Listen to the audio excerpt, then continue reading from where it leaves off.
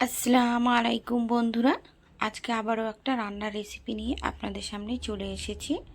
তো বন্ধুরা, কাছে দূরে দেশ বিদেশে যে যেখান থেকে আমার এই ভিডিওটা দেখছেন সবাইকে আমার অন্তর থেকে অনেক অনেক ভালোবাসা। তো আশা করি সবাই ভালো আছেন, যে যেখানে আছেন আল্লাহর রহমতে আমরাও খুব ভালো আছি। তো প্রতিদিনের মতো আজকেও একটা রান্নার রেসিপি নিয়ে আপনাদের সামনে চলে এসেছি বন্ধুরা, আপনারা পুরো ভিডিওটা দেখতে থাকুন। তো আজকের রেসিপি হলো কলমি শাকের ভর্তা। তো কলমি শাকের ভর্তা কিন্তু গরম গরম ভাতের সাথে দুপুরে খেতে কিন্তু দুর্দান্ত লাগে বন্ধুরা। তো চলুন মূল পর্বে যাওয়া যাক।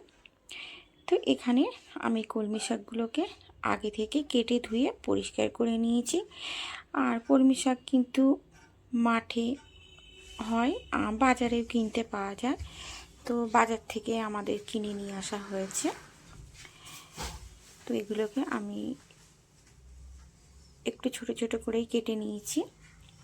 তারপরে এদিকে আমি কড়া বসিয়ে দিয়েছি, আর কড়াতে দিয়ে দিয়েছি পরিমাণ মতো সরিষার তেল। তেলটা আমার এদিকে গরম হয়ে গেছে। তো আমি প্রথমেই দিয়ে দেব কয়েকটা রসুন। তো রসুনটা দেওয়ার পরে আর দিয়ে দিলাম 5-6টা কুচনো কাঁচা লঙ্কা। তো রসুন আর কাঁচা লঙ্কাটা একসঙ্গে একটু ভাজা ভাজা করে নেব। তো একটু ভাজা ভাজা করে নেওয়ার পরে এখানে আমি কলমি শাকগুলো দিয়ে দেব। তো কলমি শাকগুলোকে দিয়েও দিলাম। কলমি শাকগুলোকে দিয়ে দেওয়ার পরে আমি খুব ভালো করে নাড়াচাড়া করে নেব।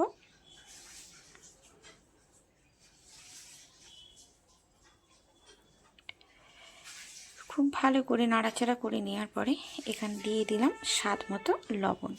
লবণটা দেওয়ার পরে আবারও খুব ভালো করে আমি নাড়াচাড়া করে নেব। এখানে কিন্তু আমার জলের প্রয়োজন হবে না। এই শাক থেকে যেটুকু জল বার হবে সেটাতেই আমার কলমি শাকটা কিন্তু সিদ্ধ হয়ে যাবে। তো কলমি শাকটা তো অনেকটাই আমার কমে এসেছে।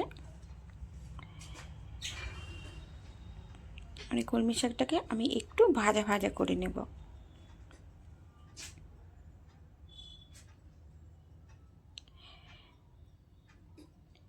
তো দেখুন বন্ধুরা, এখানে কলমি শাকটা কিন্তু আমার অনেকটাই ভাজা ভাজা হয়ে এসেছে। তো কলমি শাকটা আমার ভাজা হয়ে গেছে, দেখুন দেখতে কত সুন্দর লাগছে। তো এরপর এটাকে আমি একটু ঠান্ডা করে নেব। তো আমার ঠান্ডা হয়েও গেছে। তারপরে এদিকে আমি একটা মিক্সারে বোল নিলাম। তো এই কলমি শাকগুলোকে আমি মিক্সারে বোলটার মধ্যে দিয়ে দেবো। দিয়ে আমি একটু গ্রেট করে নেব। তো যে সমস্ত বন্ধুরা আমার ভিডিওটা দেখতে দেখতে এই পর্যায়ে চলে এসেছেন, লাইক করনি বা লাইক দিতে ভুলে গেছো, তো বন্ধুরা প্লিজ একটা করে লাইক করে দেবেন, কারণ আপনাদের একটা করে লাইক আমার অন্য একটা ভিডিও বানানোর জন্য উৎসাহিত করে। আর আপনাদের একটা করে লাইক কিন্তু আমার কাছে অনেকটাই মূল্যবান। তো এদিকে আমার কলমি শাকটাকে গ্রেট করা হয়ে গেছে।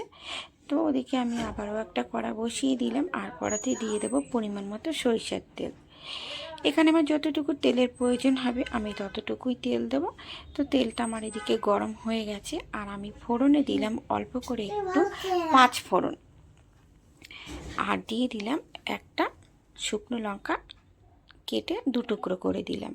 তো ফোড়নটা আমার নাড়াচাড়া হয়ে গেছে। এরপরে আমি দিয়ে দেবো কুচানো পেঁয়াজ কুচি। একটা বড় সাইজের পেঁয়াজ আমি ছোট ছোট করে কেটে রেখেছিলাম, সেই পেঁয়াজটাকেও দিয়ে দেব। আমি পেঁয়াজটাকে এখানে খুব কড়া করে ভাজবো না, পেঁয়াজটাকে আমি জাস্ট একটু নরম করে নেব তেলের মধ্যে, কারণ ভর্তায় পেঁয়াজ বেশি কড়া করে ভাজলে ভালো লাগে না। তো পেঁয়াজটাকে আমি একটু হালকা করে নরম করে নেব।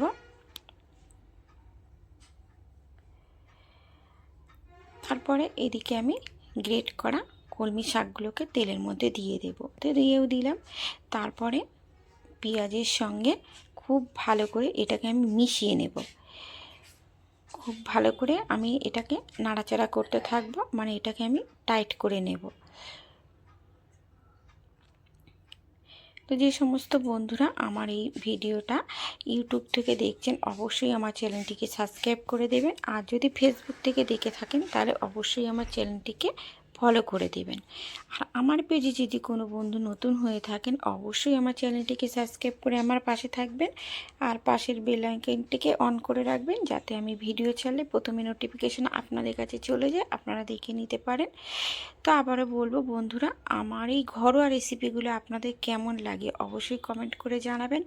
আমি যে প্রতিদিনে রান্না বান্না করি তার থেকেই কিন্তু একটা করে রেসিপি আপনাদের সঙ্গে শেয়ার করে থাকি। তাই আমার রেসিপিগুলো আপনাদের কেমন লাগে অবশ্যই কমেন্ট করে জানাবেন। তো এখানে কলমি শাকের এই যে ভর্তাটা রেসিপি কিন্তু আমার একদম প্রায় শেষের দিকে।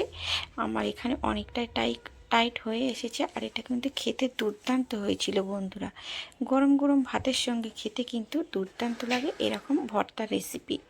তো কলমি শাকের ভর্তার রেসিপি তো অনেক অনেক রকমভাবেই বানিয়ে থাকেন, তো আমার মতো করে একবার বানিয়ে দেখতে পারেন। যদি আপনাদের ভালো লেগে থাকে তাহলে অবশ্যই আমার মতো করে একবার বানিয়ে খেয়ে দেখতে পারেন গরম গরম ভাতের সঙ্গে বন্ধুরা। এদিকে ভর্তাটা আমার হয়ে গেছে, আমি একটা পাত্রে নামিয়ে নেব। তো দেখা হচ্ছে অন্য কোনো রেসিপির সঙ্গে। ততক্ষণ আপনারা ভালো থাকবেন, সুস্থ থাকবেন আর সাবধানে থাকবেন বন্ধুরা।